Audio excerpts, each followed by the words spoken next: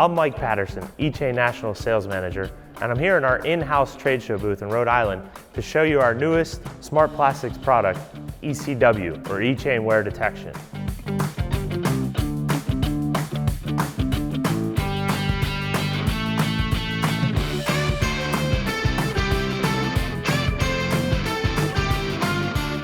We all know that igus chains are built to last tens of millions of cycles, but who has the time to count those cycles? What if we can tell you exactly how much life you had left in your chain? Therefore, you're not replacing it too early, which is costly, or having some sort of failure, which can get costly. With this new, affordable EC.W, we can tell you exactly how much wear you have left. So reach out to your local salesperson or use the information below to schedule a virtual tour here in Rhode Island or an in-person visit at your facility to see how we can save you money and give you data.